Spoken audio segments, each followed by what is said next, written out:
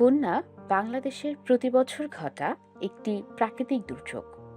প্রকৃতিগত কারণে এই ঘটনার ভুক্তভোগী হন সাধারণ মানুষ।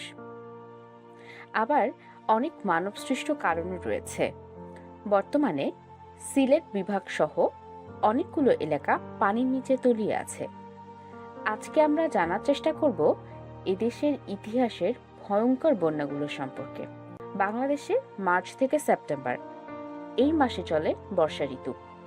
এই সময়ে প্রধান নদী ও উপনদীগুলো হিমালয়ের বরফ গলা বৃষ্টির পানির উচ্চ প্রবাহে প্রবাহিত হয় এবং বন্যায় প্লাবিত হয়।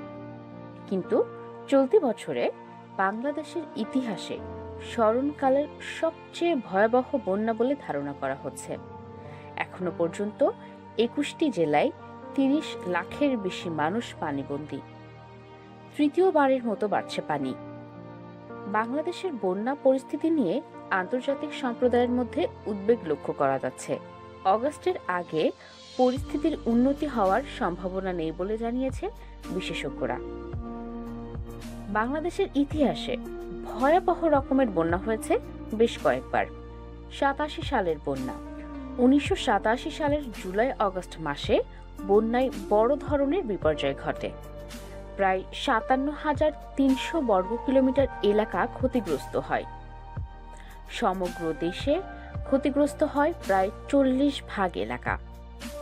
এ ধরনের বন্যা ৩০ থেকে ৭০ বছরে একবার ঘটে। দেশের ভেতরে এবং বাইরে অতিরিক্ত বৃষ্টিপাতই বন্যার প্রধান কারণ ছিল। ব্রহ্মপুত্রের পশ্চিমাঞ্চল গঙ্গা ব্রহ্মপুত্র একীভূত হওয়ায় নিচের অঞ্চল, খুলনার উত্তরাংশ এবং মেঘালয় পাহাড়ের সংলগ্ন অঞ্চল বন্যা কবলিত হয়। ৮৮ সালের বন্যা। ১৯৮৮ বন্যা ছিল বাংলাদেশে সংঘটিত প্রলয়কারী বন্যাগুলোর মধ্যে অন্যতম।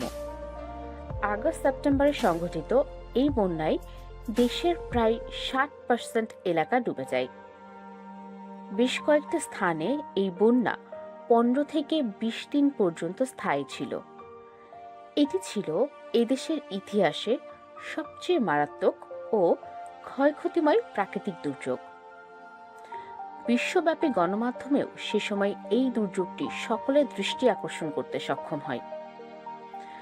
বন্যার মূল কারণ ছিল সারা দেশে প্রচুর বৃষ্টিপাত এবং একই সময়ে দেশের প্রধান ৩টি নদীর অতিরিক্ত পানি প্রবাহিত হয়। এই বন্যায় বাংলাদেশের প্রায় ৮২,০০০ বর্গ কিলোমিটার এলাকা সরাসরি ক্ষতিগ্রস্ত হয়। ৯৮ সালের বন্যা। ১৯৯৮ সালের বন্যা হয় আগস্ট মাসে।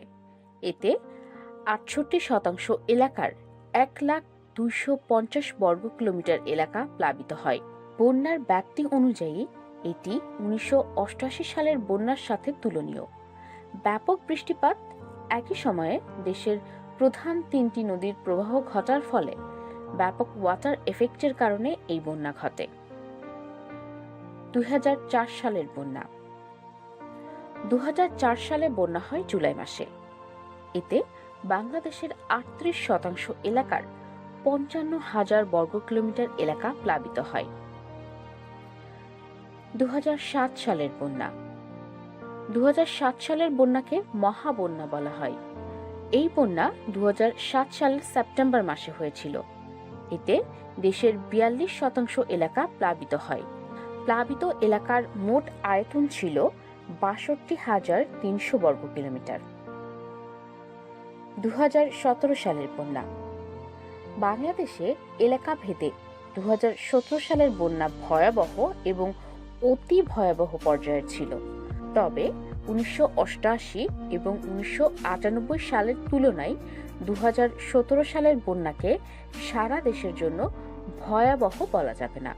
তবে পানি প্রবাহ ও ক্ষয়ক্ষতি বিবেচনায় বন্যাকে এলাকা ভিত্তিক হিসেবে ভয়াবহ থেকে অতি ভয়াবহ বলা যায়। বিশেষ করে রংপুর, কুড়িগ্রাম, লালমনিরহাট, বগুড়া, গাইবান্ধা, জয়পুরহাট, দিনাজপুর, ঠাকুরগাঁও, পঞ্চগড়, নীলফামারী এবং উত্তর পূর্ব অঞ্চলের সিলেট ও সুনামগঞ্জ অতি ভয়াবহ বন্যার কবলে পড়ে। এসব জেলায় জানমালের ক্ষয়ক্ষতিও হয় অনেক। বন্যার পানির তোড়ে সড়ক, মহাসড়ক, বেড়িবাঁধ ও রেললাইন বিধ্বস্ত হয়। একই মাত্রার বন্যা হয় এবার ভারত, নেপাল ও ভুটানে।